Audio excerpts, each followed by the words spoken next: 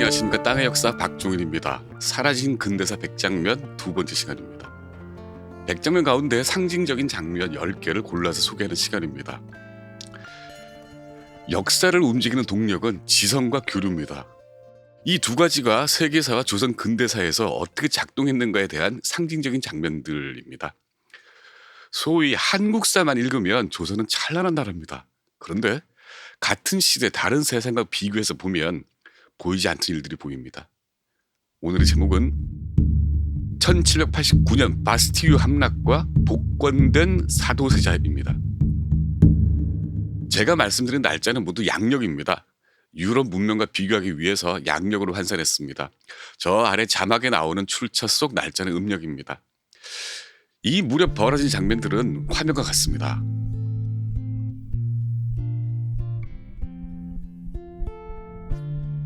먼저 유럽 대륙 이야기입니다. 1789년 5월 5일 지루한 줄다리기 끝에 프랑스 국왕 루이 16세는 삼부회를 소집합니다.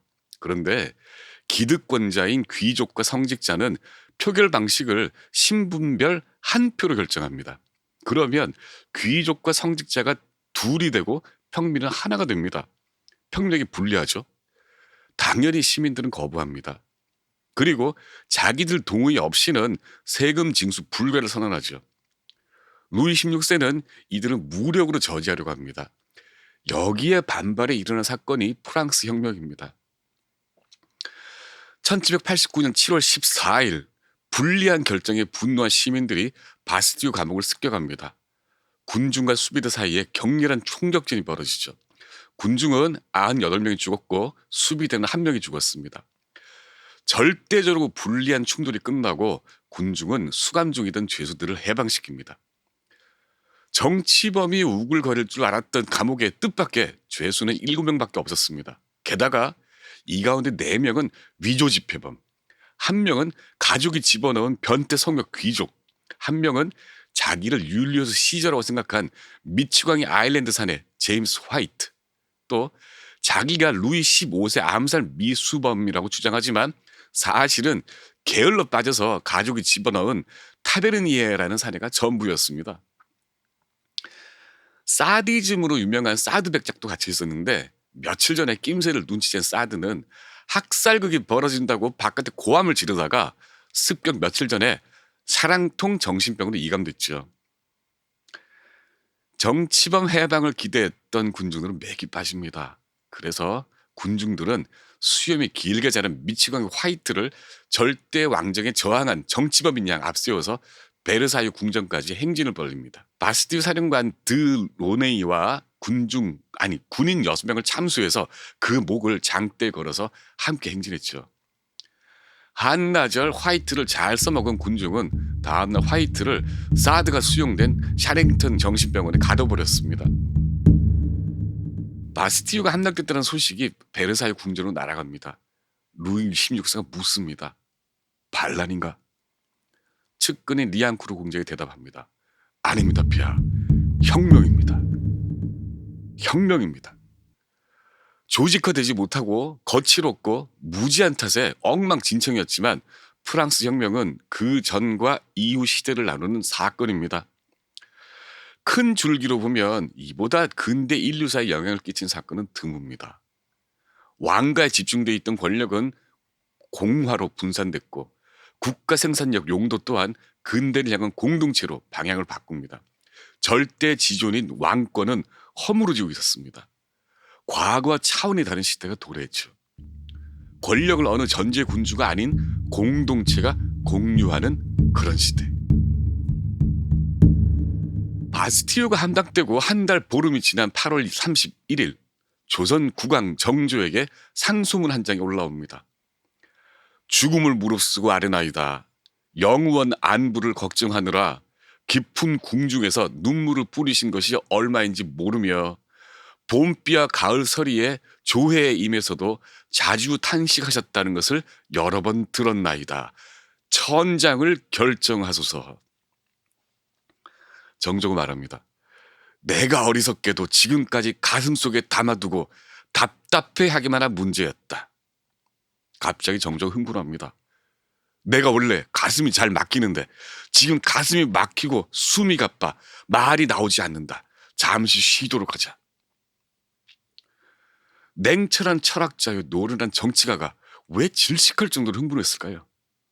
실록에는 이렇게 기록되어 있습니다. 즉위 초부터 이장할 뜻을 가졌으나 너무 신중한 나머지 세월만 끌어온 지가 여러 해 되었다. 영우원은 경기도 양주 배봉산에 있는 아버지 사도세자 묘를 뜻합니다. 정조는 즉위 한 달 전인 1776년 3월 24일 난생 처음으로 아버지 묘에 참배하고 목이 메어 좌우를 감동시킬 정도로 눈물을 흘렸습니다. 당시 조선 엘리트들이 신봉하는 풍수에 따르면 수은묘는 좋은 묘자리가 아니었습니다. 봉분 떼장이 말라 죽고 청룡혈이 횡하니 뚫려 있는가 하면 정자가 기와에는 뱀이 살았다죠. 어릴 적 친아버지 사도세자 죽음을 눈앞에서 목격한 정조입니다. 정조는 사도세자 복권을 평생 목표로 삼고 살았습니다. 그런데 그 아버지가 불길한 자리에 묻혀 있는 겁니다. 1762년 7월 12일 영조가 뒤주에 가둬놓은 세자가 8일 만에 죽습니다. 영조는 세자를 양주 배봉산에 묻고 사도라는 시호를 붙입니다. 1년 반 뒤인 1764년 3월 22일 영조는 사도세자 아들 이산, 이성으로도 읽습니다. 를 세 손에 책봉하고 이렇게 묻습니다. 혹 사도세자 이 일을 말하는 자가 있다면 옳은 일이냐 그른 일이냐. 세손이 답합니다. 그른 일이옵니다. 거듭 묻습니다. 그렇다면 군자냐 소인이냐. 손자가 답합니다. 소인입니다. 영조는 옆에 있는 사관에게 이 대화를 실록에 기록하라고 지시합니다. 사도세자 죽음의 원인을 따지고 들면 찬성했던 당파, 반대했던 당파는 물론 뒤주에 가둬버린 영조 본인 행위의 정당성도 문제가 됩니다. 그래서 영조는 손자에게 사도세자 죽음에 대해 더 이상 왈가왈부하지 말라고 공개리 엄명을 내린 겁니다. 11년 뒤인 1775년 영조는 세손 이산에게 대리청정을 지시합니다. 겁에 질린 사도세자 살해 찬성파는 세손이 당정도, 국정도, 조정일도 알 필요 없고 모든 정치는 자기들이 다 하겠다고 주장합니다. 삼불필지지설이라고 합니다. 삼불필지를 주장했던 좌의정 홍인하는 아예 왕명을 적어내리는 승지 앞을 가로막고 왕명을 듣지도 글을 쓰지도 못하게 막아버리기도 합니다. 영조가 죽고 1776년 4월 27일 정조가 왕위에 올랐습니다. 즉위하던 그날 정조가 이렇게 선언합니다. 아, 나는 사도세자의 아들이니라. 사도세자 친아들이 자기를 조선 왕이 아니라 눈앞에 머리를 조아리고 있는 신하들이 죽인 아비의 아들이라고 선언합니다. 죽음을 찬성했던 관리들에게는 사형선고가 같았죠. 정조는 사도세자를 추승하자고 한다면 영조 유언에 따라 형률로 논지하겠다며 이들을 일단 안심시킵니다. 하지만 이후 정조가 벌인 행동은 말과 무척 다릅니다. 5월 7일 정조는 그때까지 관리자가 없던 사도세자 묘에 관리인을 두라고 지시합니다. 다음 날 그때까지 수은 묘로 불리던 무덤을 영우원으로 격상시킵니다. 그날 정조는 시호 또한 사도에서 장헌으로 바꿉니다. 무인 기질을 가진 총명한 사람이란 뜻입니다. 사실 이 사도라는 시호는 추회 전과 왈사, 연중 조요 왈도, 자신의 과오를 반성하고 일찍 죽었다는 뜻입니다. 영조가 자기 아들에 대한 미움을 가득 담아서 지은 이름이죠. 5월 24일입니다. 정조는 자기 대리청정을 극렬 반대했던 홍인환을 여산으로 유배 보낸 뒤 사액을 먹여 죽여버립니다. 갈등을 우려해서인지 사도세자 복권을 주장한 사람들도 함께 처벌합니다. 즉위 일성으로 자기가 사도세자 아들이라고 밝힌 왕입니다. 죄의 대가로 일찍 죽은 아비시오로 바꾸고 13년을 신중에 신중을 기하며 기다리다가 마침내 이장하기로 결정한 왕입니다. 그렇습니다. 비극적인 아비 죽음으로 인해 왕으로 선택된 어린 세손 이사는 즉위 전부터 아버지 복권이 최우선 국정 과제였습니다. 이장 요청 상소에 한동안 휴식을 취한 뒤 정조가 이렇게 말합니다. 즉위한 처음부터 간절한 나의 일념이 오직 이 일에 있었다. 그리고 정조가 말하죠. 즉위 후 14년 동안 오직 올해만 모든 운이 길한 해라. 요즘 안정을 찾지 못하였느니라. 자그마치 횟수로 14년, 만 13년 동안 올해가 오기만을 기다렸다는 뜻입니다. 거침없이 정조 말이 이어집니다. 새 묘자리는 천년에 한 번 날까 말까한 수원으로 결정하였다. 자, 몸을 가누지 못할 정도로 흥분한 데 이어서 올해가 최고 길 년이라 그런 언급, 그리고 천년에 하나 있을 길지 수원이라는 언급까지 어딘가 어설픈 시나리오에 맞춰서 움직이는 장면이 그려지지 않는지요. 이장을 요청한 상소는 정조와 뒤에서 합의된 상소일 확률이 100%입니다. 상소문을 올린 금송이 박명원은 영조 셋째 딸 화평공주 남편, 그러니까 정조 고모부입니다. 며칠이라도 기다렸다가 이장 준비를 지시라도 했다면 모르겠습니다. 하지만 이날 장면은 누가 보더라도 13년을 기다린 권력자 행동으로는 어색하기 짝이 없습니다. 결국 3개월 뒤인 11월 21일 사도세자, 아니 장원세자 유해를 담은 영가가 배봉산을 떠납니다. 12월 2일 천장이 완료되고 정조는 새 묘자리 이름을 현융원으로 개칭합니다. 훗날 1899년 스스로 황제가 됐던 고종이 원을 왕이 묻힌 릉으로 격상시키고 이름을 융릉으로 고칩니다. 장원세자는 황제로 추정되지요. 1789년 여름, 태양은 유럽과 조선에서 서로 다른 방향으로 움직이고 있었습니다. 비록 거칠고 미숙했지만 프랑스 혁명은 분명 새로운 세계를 찾고 있었습니다. 조선에서는 국왕 정조에 의해서 학문과 사상, 정치와 권력 모든 분야에서 정조만을 위한 세상이 창조되고 있었습니다. 지난 시간에 말씀드렸듯이 1786년 정조는 국정개혁안을 공모한 병오소회를 개최했습니다. 정조는 박제가가 내놓은 개혁안을 거부하고 대사관 신풍지와 대사원 김이소의 사상통제책을 채택했죠. 이후 정조는 선왕 영조가 실패했던 가채금지령을 부활시키고 평생 한이 됐던 아버지 사도세자 복권에 성공합니다. 그리고 1791년 정조는 천주교 금지령을 내립니다. 이듬해 이에 순응한 영남 선비들을 위해서 도산서원 특별 과거 시험을 치릅니다. 조선에서 도산 별과를 치르고 한 달 뒤 1792년 5월 17일 미국 뉴욕에 증권거래소가 설립됩니다. 6월 21일 유럽에서는 프랑스 국민의회가 왕정 폐지를 선언합니다. 프랑스는 공화국이 됐습니다. 3년 전 시민혁명으로 무너뜨린 왕정이 공식적으로 사라졌습니다. 다시 말해서 근대를 구성하는 두 가지 요소, 주권 재민과 자본의 유통과 보유가 이해의 골격을 갖춥니다. 12월 2일 정조가 이렇게 선언합니다. 낡은 문체를 완전히 고치고 돈혁 구체 금하라. 외부 사상 유입이 끊긴 데 이어서 이제 학문과 사상의 자유를 소멸시키려는 작업이 벌어집니다. 병오소회 때 개혁안이 거부된 박제가는 백타파 학자였습니다.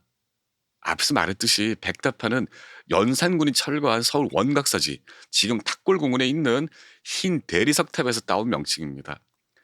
연암 박지원은 종로타워 근처 전의 감동에 살았습니다. 이 박지원과 또 다른 개혁파 학자 홍대용이 이끌던 학자 무리를 백타파라고 불렀습니다. 백탑 주변에 살던 이덕무, 유득공, 서상수, 이서구 같은 사람들과 남산골에서 이들을 즐겨 찾아갔던 박제가, 홍대용, 백동수가 그 백타파 멤버들입니다. 청나라 여행 경험이 풍부했던 이들은 한 번 찾아가면 집에 돌아가는 걸 까마득히 잊고 열흘이고 한 달이고 머물러 지내며 세상을 설계해가죠. 술과 음식을 장만해서 밤 꼬박 세우면 서로 지은 글로 책 한 권이 나올 정도였다고 합니다. 사탕을 좋아했던 이덕무는 박제가가 우리 집에서 내 사탕을 훔쳐먹는다고 이서구에게 고자질하기도 합니다. 박제가는 친구들에게 게 삶는 법을 가르치며 몸보신을 하라고 독려하기도 합니다. 이 게 요리법을 훗날 정약용이 흑산도에 있는 형 정약전에게 가르쳐주면서 몸 좀 챙기라고 잔소리를 하기도 하죠. 그런데 1792년 어느 날 이 백탑화에 날벼락이 떨어집니다. 정조가 어전 회의에서 이렇게 선언합니다. 문풍이 이와 같이 된 것은 모두 박지원의 죄다. 열하일기를 내가 익히 보았으니 속일 수 없다. 열하일기가 세상에 유행한 뒤에 문체가 이와 같이 되었으니 결자 해지하라. 열하일기는 1780년 박지원이 청나라 걸륭제 칠순장치 사절로 갔다가 쓴 글입니다. 만주 벌판과 북경과 열하에서 받은 문명에 대한 충격이 구체적인 문장으로 잘 묘사되어 있습니다. 그 신문명에 대한 구체적인 글이 문제라고 정조는 판단합니다. 우아한 고문을 버리고 저급한 문체로 저급한 내용을 담은 청나라 패관 잡기를 퍼뜨린 거물이 박지원이라는 뜻입니다. 청나라 선진 문명 도입을 주장하던 백탑화 전원에게 해당하는 문제였습니다. 정조는 박지원에게 반성문을 쓰면 홍문관 제학에 제수하겠다면서 문체 전향을 유도합니다. 지금 경남 합천인 안의 현감이던 박지원은 바라서는 안 될 것을 바라는 건 신화된 자의 큰 죄라며 반성을 거부합니다. 박제가는 소금을 짜다고 하는데 왜 반성문 써야 하냐고 반성문 아닌 반성문을 제출합니다. 누가 뭐래도 18세기 개혁사상을 대표한 학파는 북학파요 백탑파입니다. 오랑캐로 멸시했던 청나라에서 서양 학문과 과학과 신문물을 목격하고 이를 조선에 구현하려는 원대한 비전을 가진 학자와 관리들이었습니다. 그런 그들이 지향한 신문물이 왕에 의해서 이단으로 규정됩니다. 그 왕은 1798년 스스로를 만천명월 주인옹, 만갈래 강을 비추는 밝은 달의 늙은 주인이라 부르면서 세상 모든 학문을 원천이라고 선언합니다. 활발하게 저술 활동을 하던 백탑파는 활동을 중단했습니다. 누구는 죽고 누구는 지방에 발령이 나서 뿔뿔이 흩어졌습니다. 아내 현감에 임용돼서 경상도로 내려간 박지원이 처남 이재성에게 편지를 씁니다.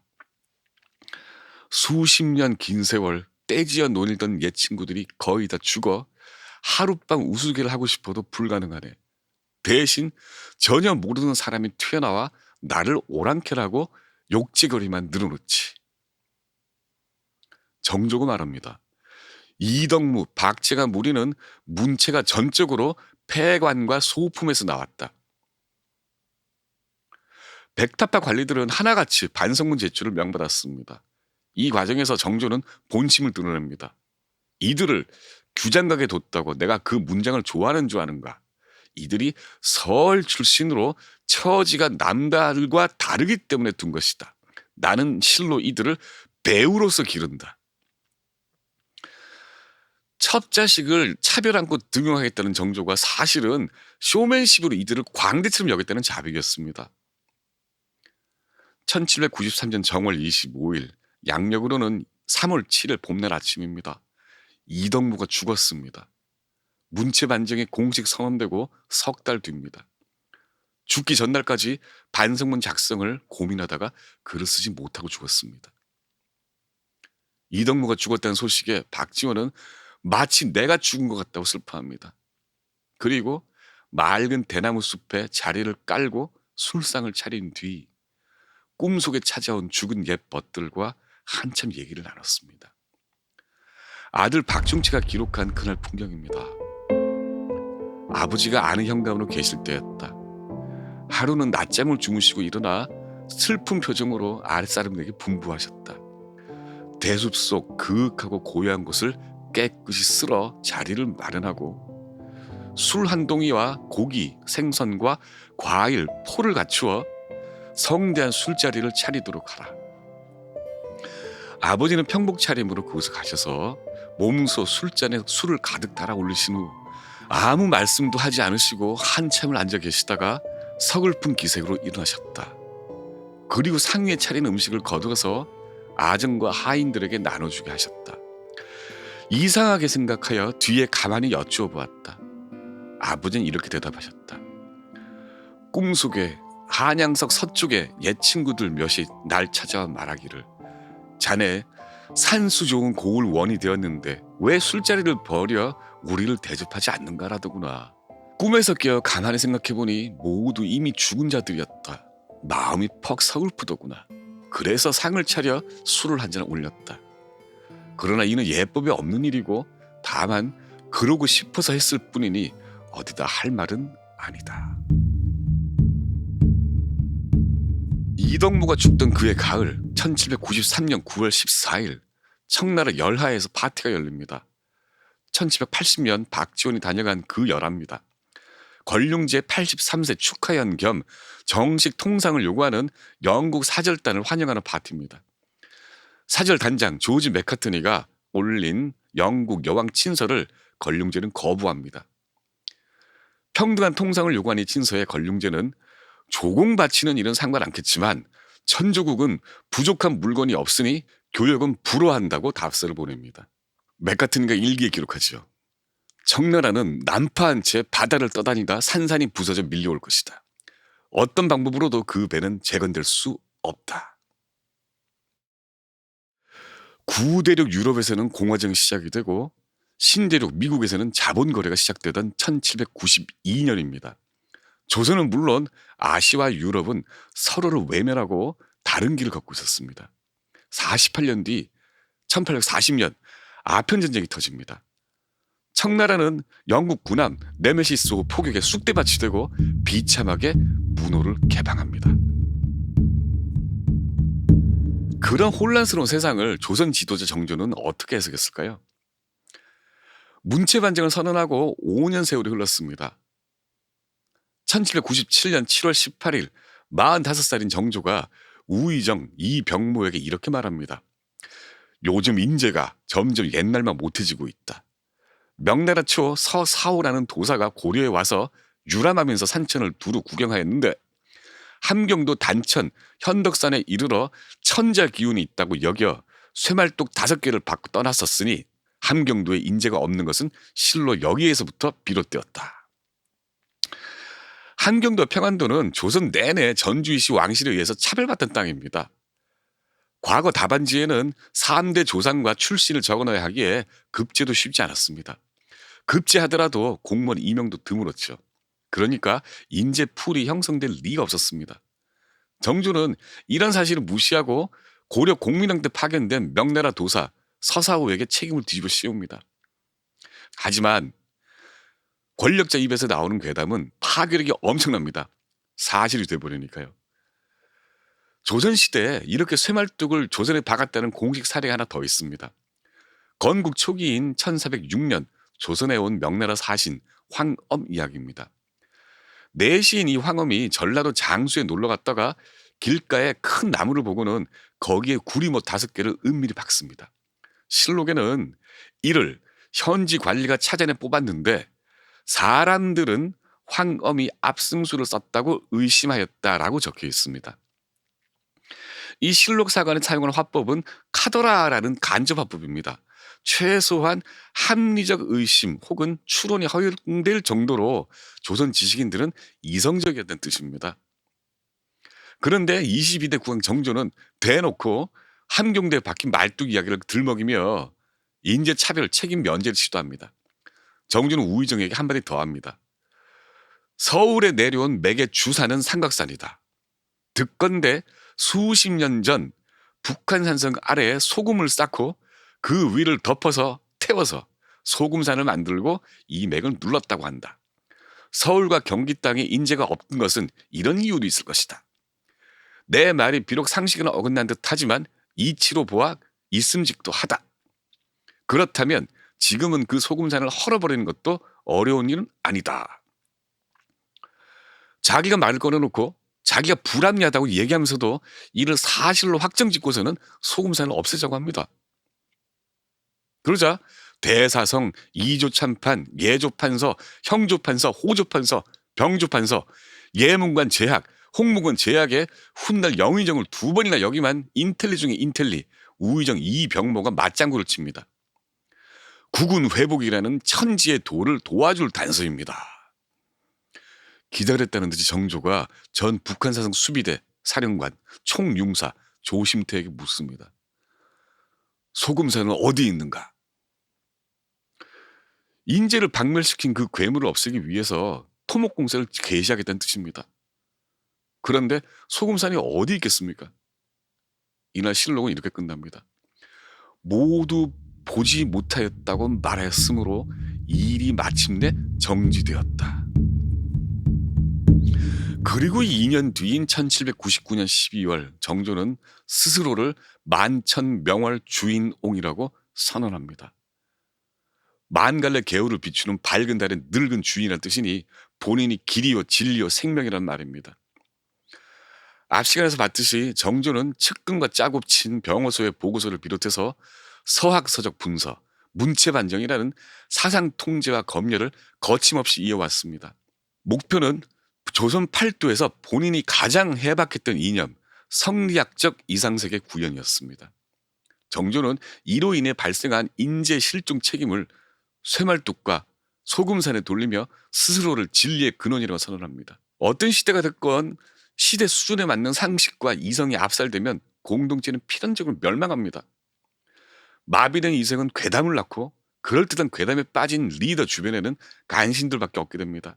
공동체 자산을 증식하는 대신에 그 자산을 갉아먹고 자기 배를 채우는 존재들입니다. 그들에게 괴담 시대만큼 세상 갉아먹기 좋은 시절이 어디 있겠습니까?